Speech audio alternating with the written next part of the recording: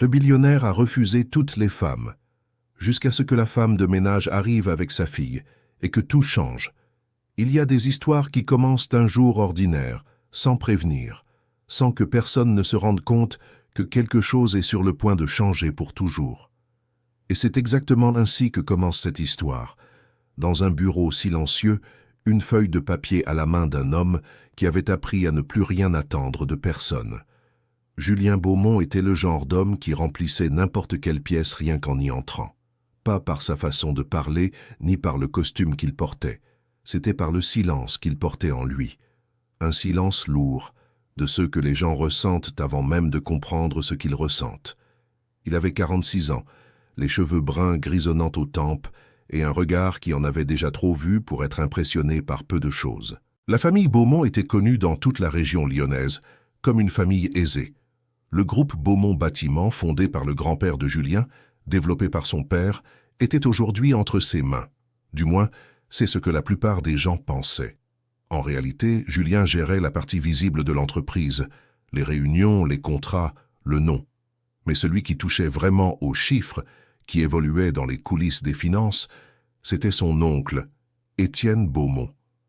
62 ans, moustache grise, une voix douce qui cachait très bien la froideur de ses gestes. Julien avait une blessure qui ne cicatrisait pas. 5 ans plus tôt, il avait perdu Camille, son épouse, emportée par une maladie que personne n'avait vue venir. Ils avaient passé 15 ans ensemble, et du jour au lendemain, il s'était retrouvé seul, dans une immense maison qui continuait de sentir son parfum. Depuis, toute la famille avait tenté, par tous les moyens possibles, de faire revenir Julien à la vie.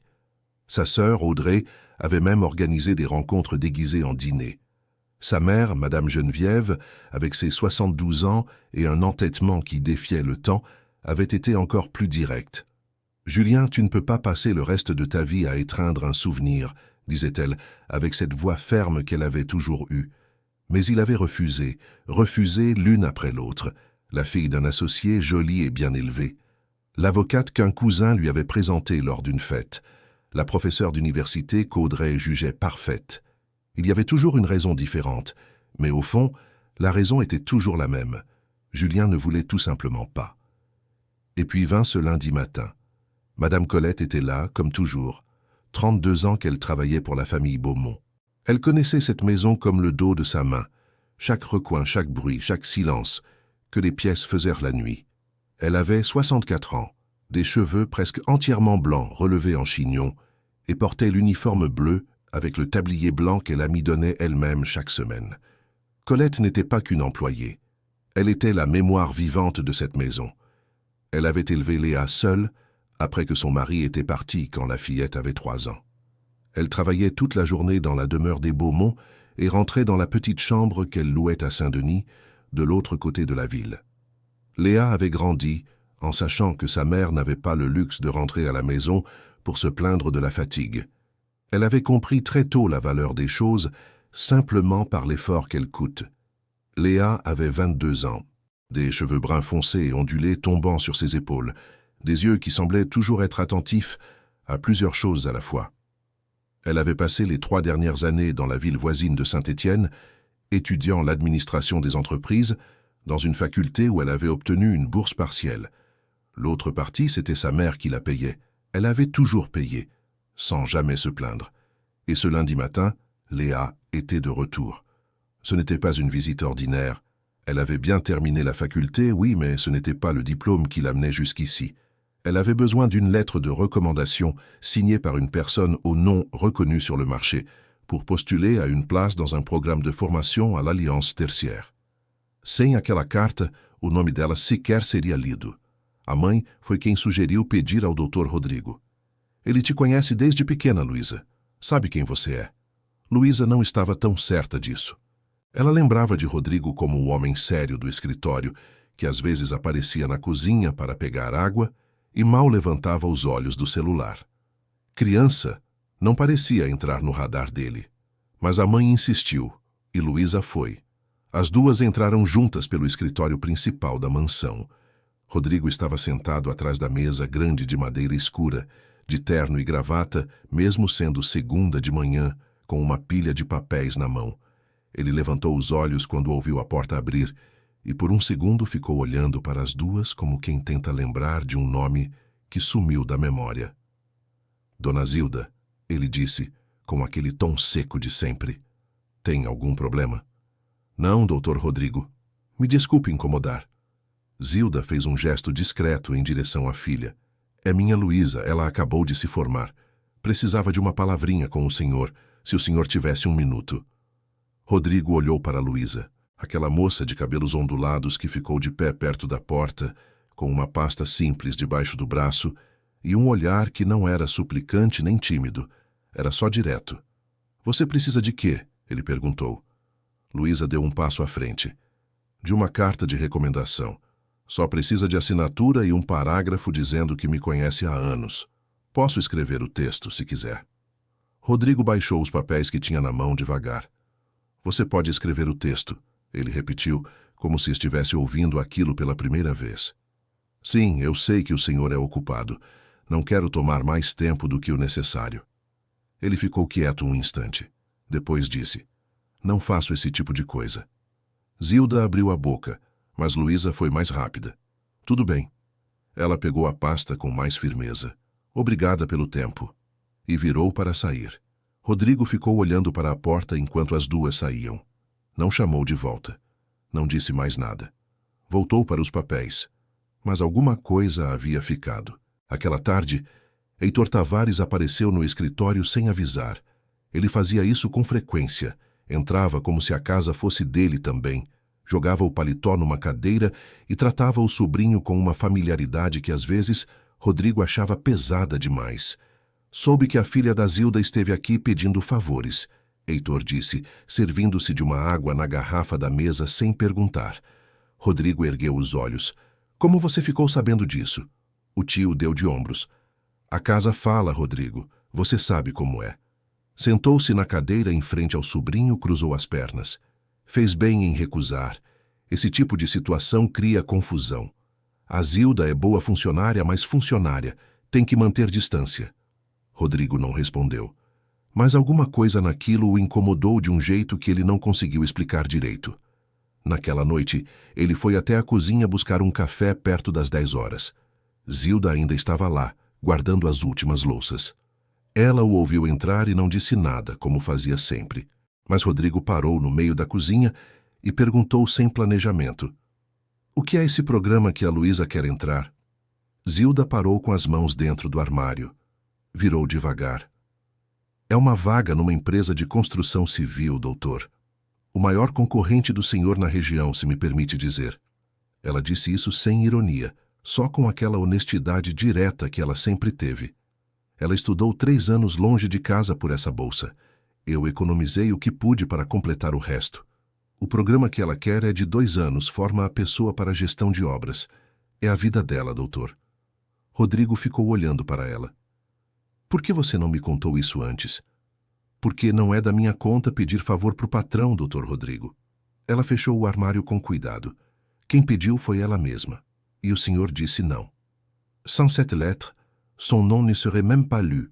C'est sa mère qui avait suggéré de demander à Monsieur Julien. Il te connaît depuis toute petite, Léa, il sait qui tu es. Léa n'en était pas si sûre.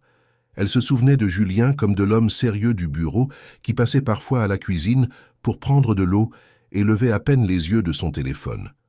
Une enfant ne semblait pas exister à ses yeux. Mais sa mère avait insisté, et Léa y était allée. Elles entrèrent toutes les deux par le bureau principal du manoir. Julien était assis derrière la grande table en bois sombre, en costume-cravate même un lundi matin, une pile de papiers à la main. Il leva les yeux en entendant la porte s'ouvrir, et pendant une seconde, il les regarda toutes les deux comme quelqu'un qui essaie de se rappeler un nom qui a disparu de sa mémoire. « Madame Colette », dit-il, de ce ton sec qui lui était habituel. « Un problème ?»« Non, monsieur Julien, je suis désolé de vous déranger. » Colette fit un geste discret vers sa fille. « C'est ma Léa. Elle vient d'être diplômée. Elle aurait besoin d'un petit mot avec vous, si vous aviez une minute. » Julien regarda Léa, cette jeune femme aux cheveux ondulés qui se tenait debout près de la porte, avec un simple classeur sous le bras et un regard qui n'était ni suppliant ni timide. Il était simplement direct. De quoi avez-vous besoin ? Demanda-t-il. Léa fit un pas en avant. D'une lettre de recommandation, il suffit d'une signature et d'un paragraphe disant que vous me connaissez depuis des années. Je peux écrire le texte si vous voulez. Julien abaissa lentement les papiers qu'il tenait à la main. Vous pouvez écrire le texte, répéta-t-il comme s'il entendait cela pour la première fois. Oui, je sais que vous êtes occupé. Je ne veux pas vous prendre plus de temps que nécessaire. Il resta silencieux un instant, puis il dit « Je ne fais pas ce genre de choses. » Colette ouvrit la bouche, mais Léa fut plus rapide. « Très bien. » Elle saisit son classeur plus fermement. « Merci pour votre temps. » Et elle se tourna pour sortir. Julien resta à regarder la porte tandis qu'elles sortaient toutes les deux. Il ne les rappela pas. Il ne dit rien de plus. Il retourna à ses papiers. Mais quelque chose était resté. Cet après-midi-là, Étienne Beaumont apparut au bureau sans prévenir. Il faisait cela souvent. Il entrait comme si la maison était aussi la sienne, jetait sa veste sur une chaise et traitait son neveu avec une familiarité que Julien trouvait parfois trop pesante. « J'ai appris que la fille de Colette est venue ici demander des faveurs, » dit Étienne, en se servant un verre d'eau à la bouteille posée sur le bureau sans demander la permission. Julien leva les yeux. « Comment as-tu appris ça ?» L'oncle haussa les épaules. « Les murs ont des oreilles, Julien. Tu sais comment c'est. » Il s'assit sur la chaise en face de son neveu, croisa les jambes. « Tu as bien fait de refuser. Ce genre de situation crée des complications. Colette est une bonne employée, mais c'est une employée. Il faut garder ses distances. » Julien ne répondit pas. Mais quelque chose dans tout cela le dérangeait d'une manière qu'il n'arrivait pas vraiment à s'expliquer. Ce soir-là, il alla chercher un café à la cuisine vers 10 heures. Colette était encore là, rangeant les dernières vaisselles. Elle l'entendit entrer et ne dit rien, comme toujours. Mais Julien s'arrêta au milieu de la cuisine et demanda sans préméditation « C'est quoi ce programme auquel Léa veut entrer ?»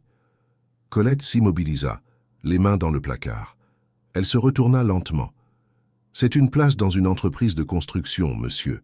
Le plus grand concurrent du vôtre dans la région, si vous me permettez de le dire. » Elle dit cela sans ironie, avec cette honnêteté directe qui lui avait toujours été propre. Elle a étudié 3 ans loin de chez elle pour cette bourse. J'ai économisé ce que j'ai pu pour compléter le reste. Le programme qu'elle veut dure 2 ans. Il forme au management de chantier. C'est sa vie, monsieur. Julien resta à la regarder. Pourquoi ne m'avez-vous pas dit cela avant? Parce que ce n'est pas à moi de demander des faveurs à mon patron, monsieur Julien. Elle referma le placard avec soin. C'est elle qui a demandé, et vous avez dit non. C'est fait. Cher auditeur, si vous aimez l'histoire, profitez-en pour laisser un like et surtout pour vous abonner à la chaîne. Ça aide beaucoup quand on commence. Je reprends. Julien passa les 2 jours suivants à y penser plus qu'il n'aurait dû. Il ne savait pas vraiment pourquoi. C'était peut-être la façon dont la jeune femme était entrée dans le bureau sans s'humilier. C'était peut-être ce qu'Étienne avait dit avec cette condescendance déguisée en conseil. C'était peut-être la fatigue qu'il avait vue dans les épaules de Colette, là dans la cuisine, une fatigue de plusieurs décennies qu'il n'avait jamais vraiment vue auparavant. Le mercredi matin, il demanda à Colette d'appeler Léa. Elle vint. Même posture, même regard. Julien montra la chaise en face du bureau. « Assieds-toi. » Léa s'assit. « Parle-moi du programme. » Elle parla. Et elle parla bien. Pas avec un enthousiasme exagéré, mais avec précision. Elle connaissait l'historique de l'entreprise, savait ce que le programme exigeait, avait une vision claire de ce qu'elle comptait faire ensuite. Julien posa quelques questions techniques, du genre de celles qu'il posait lors des entretiens pour des postes dans sa propre entreprise, et elle répondit sans hésiter. Quand elle eut terminé, il resta silencieux un moment. Puis il dit « Laisse-moi le dossier. Je vais écrire la lettre. » Léa ne montra pas un enthousiasme exagéré, juste un hochement de tête. « Merci, monsieur Julien. »« Ne m'appelle pas monsieur. Julien sait très bien. » Elle sortit. Colette était dans le couloir quand Léa passa. Les 2 femmes n'eurent pas besoin de dire quoi que ce soit. La mère posa simplement la main sur le visage de sa fille pendant une seconde, comme pour confirmer que cela avait été réel. Ce qu'aucune des 2 ne savait, c'est qu'écrire cette lettre avait poussé Julien à ouvrir un tiroir qu'il gardait fermé depuis longtemps. Il avait l'habitude de garder les documents importants dans un tiroir latéral du bureau, de vieux contrats, des lettres qui n'avaient jamais été envoyées, et une enveloppe que Colette y avait placée 3 ans plus tôt, en disant que la défunte Camille lui avait demandé de la garder jusqu'à ce que le moment lui semble venu de la remettre. Julien ne l'avait jamais ouverte. Il y avait dans cette enveloppe quelque chose qu'il ne voulait pas affronter. Tant qu'il ne l'ouvrait pas, Camille était encore de l'autre côté, à l'attendre, et il pouvait encore imaginer ce qu'elle dirait. S'il l'ouvrait, c'en était fini. Mais en prenant le dossier de Léa pour écrire la lettre, sa main effleura l'enveloppe sans le vouloir. Il resta figé. Il sortit l'enveloppe du tiroir. Il la garda dans ses mains pendant un long moment, regardant l'écriture de Camille sur le papier. Son écriture avait toujours été petite et inclinée vers la droite, comme si les mots étaient toujours pressés. Il l'ouvrit. Il y avait 4 pages, et pendant qu'il lisait, le bureau devint plus silencieux que n'importe quel silence qu'il avait jamais entendu. Camille savait qu'elle allait partir. Elle le savait avant même de lui dire. Et dans les 4 pages, elle avait écrit des choses qu'il avait besoin d'entendre, des choses sur lui-même, sur l'entreprise, sur son oncle Étienne, et un passage que Julien lut 3 fois, avant de parvenir à l'absorber. Camille avait découvert, dans les derniers mois de sa vie, qu'Étienne détournait des ressources de l'entreprise depuis au moins 6 ans. Elle avait vu des documents par hasard, avait remarqué des incohérences que toute personne plus attentive aurait vues plus tôt. Et elle n'en avait pas parlé à Julien, parce qu'à l'époque le diagnostic de Camille l'avait déjà anéanti, et elle ne voulait pas le laisser avec ce fardeau en plus du deuil. Mais elle avait tout écrit, des noms de comptes, des dates, des montants approximatifs, et elle avait demandé à Colette de garder la lettre jusqu'à ce qu'elle sente que Julien était prêt à la lire. Quand Colette avait-elle choisi de remettre l'enveloppe? 32 ans à travailler pour cette famille, et cette femme savait exactement quand le moment était venu. Julien resta assis dans ce bureau pendant très longtemps ensuite. Il n'arriva pas à travailler, il n'arriva pas à manger. Quand Colette vint frapper à la porte pour annoncer que le dîner était prêt, il se leva de sa chaise et marcha jusqu'au couloir. « Tu savais ce qu'il y avait dans cette lettre ?» dit-il. Ce n'était pas une question. Colette ne détourna pas le regard. « Oui, monsieur. » « Depuis quand ?»« Depuis le jour où Madame Camille me l'a donnée, un mois avant son départ. » Julien resta à la regarder. « Pourquoi avoir attendu si longtemps ?»« Parce que Madame m'a demandé d'attendre. Elle m'a dit, « Colette, vous saurez quand le moment sera venu, quand il arrêtera de porter le deuil et se remettra à vivre. » La voix de Colette ne trembla pas, mais ses yeux s'embuèrent. « Quand votre Léa est entrée dans ce bureau cette semaine, j'ai senti que c'était le moment. » Ces mots restèrent suspendus entre eux. Écoutez, il m'a fallu respirer un grand coup avant de continuer, parce que ce qu'a fait Colette, garder un secret aussi lourd pendant 3 ans, seule, en attendant le bon moment, ce n'est pas rien. C'est le genre de loyauté qu'on rencontre rarement dans la vie. Julien appela sa sœur Audrey le lendemain. Il lui montra la lettre. Audrey lut en silence, et quand elle eut terminé, elle posa le papier sur la table, avec un calme qui lui coûta énormément. « Tu vas confronter Étienne ?»« Je vais faire bien plus que ça, » dit Julien. « Je vais demander à un auditeur indépendant de passer en revue les 10 dernières années de l'entreprise.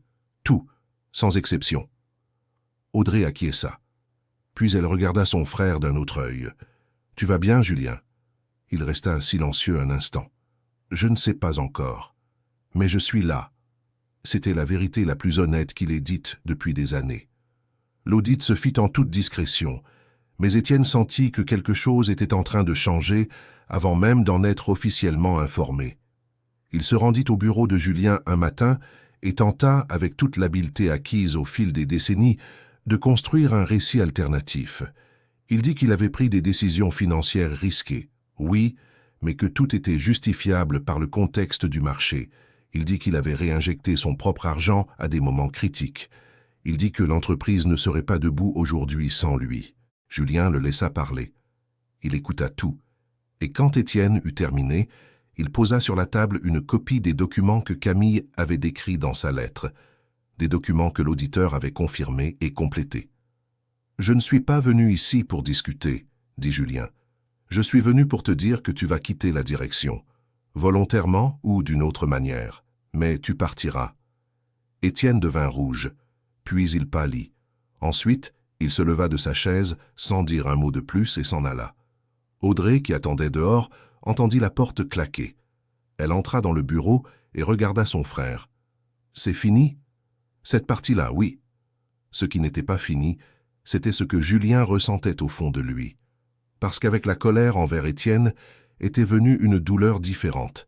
La douleur de réaliser que Camille avait porté tout cela seule alors qu'elle affrontait sa propre maladie. Elle l'avait protégé jusqu'au bout.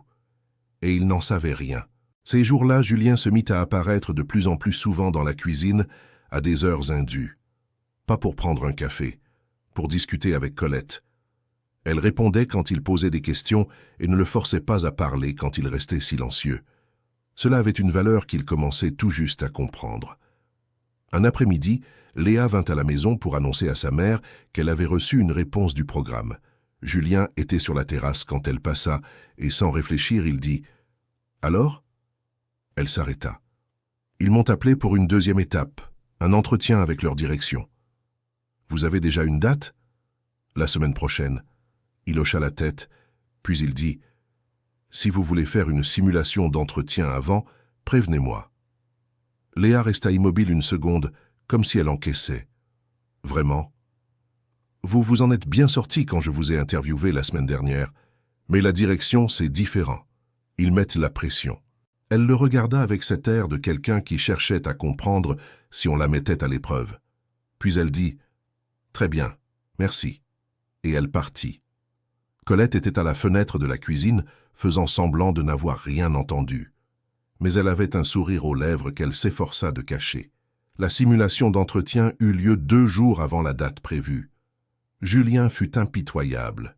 Il posa des questions sur des cas de gestion, sur des décisions sous pression, sur ce qu'elle ferait dans une situation où 2 secteurs de l'entreprise présentaient des données contradictoires.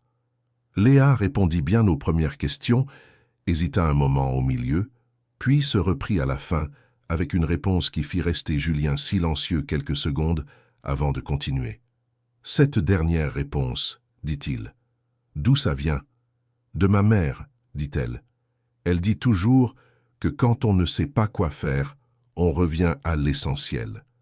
L'essentiel ne ment jamais. » Julien la regarda un instant, puis il baissa les yeux vers la feuille qu'il tenait à la main. « Très bien, vous vous en sortez bien. » Léa partit pour l'entretien, et elle revint avec la nouvelle 3 jours plus tard.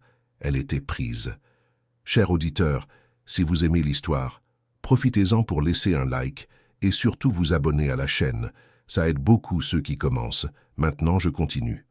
Quand Colette l'apprit, elle resta les mains dans celles de sa fille au milieu de la cuisine pendant un long moment, sans pouvoir parler. Julien passait dans le couloir à ce moment-là et vit la scène par la porte entr'ouverte. Il n'entra pas, mais il s'arrêta un instant pour regarder. Il y avait quelque chose là-dedans qui le touchait d'une manière qu'il n'arrivait pas à nommer clairement. Ce n'était pas de l'envie, ce n'était pas de la tristesse. C'était presque comme un rappel de quelque chose qu'il avait cessé de chercher. Ce soir-là, Madame Geneviève vint dîner.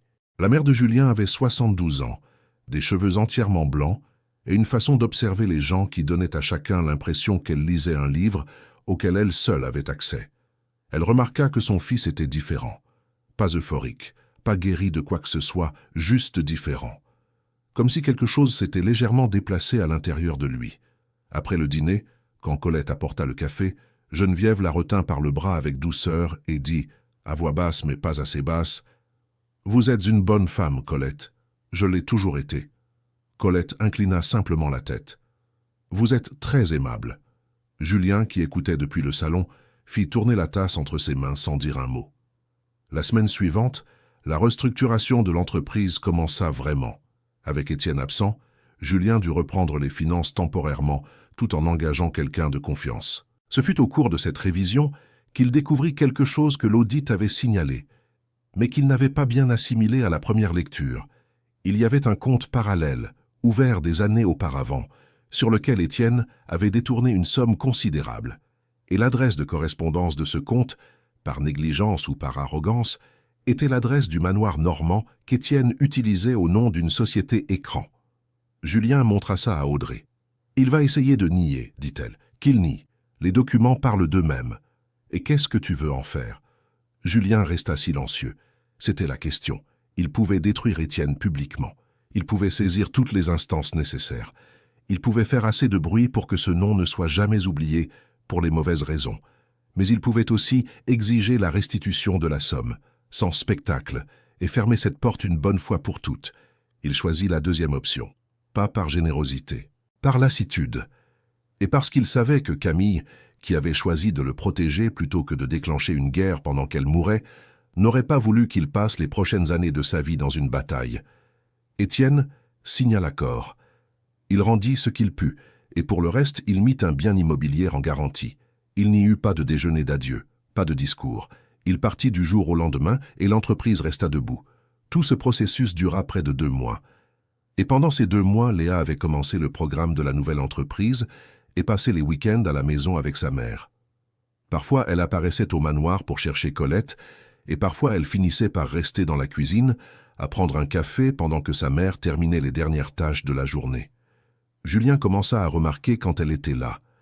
Não da forma que a pessoa que olhando de fora poderiam imaginar. Não era aquele tipo de coisa. Era mais como notar que a casa ficava com barulho diferente. Uma risada vindo da cozinha. Uma discussão animada entre mãe e filha sobre alguma coisa trivial. Uma presença que quebrava um silêncio que havia durado anos demais. Uma tarde ele desceu para buscar algo e encontrou Luísa sozinha na cozinha, estudando um material do programa com uma caneta na mão e a testa levemente enrugada de concentração. Ela levantou os olhos quando ele entrou. A minha mãe foi estender roupa. Já volta. Tudo bem, ele disse. Foi até a geladeira, pegou o que precisava. Ia subir quando ela disse, posso te fazer uma pergunta? Ele ficou parado. Pode. Como você faz para tomar uma decisão quando não tem certeza se está certo? Ele virou para ela. Do que você está falando especificamente? Ela explicou. Havia uma situação no trabalho, uma análise que ela havia feito que contrariava o que o supervisor dela havia dito. Ela tinha os dados, tinha o raciocínio, mas era nova e não sabia se devia falar ou ficar quieta. Rodrigo colocou o que tinha na mão em cima da bancada. Puxou uma cadeira e sentou.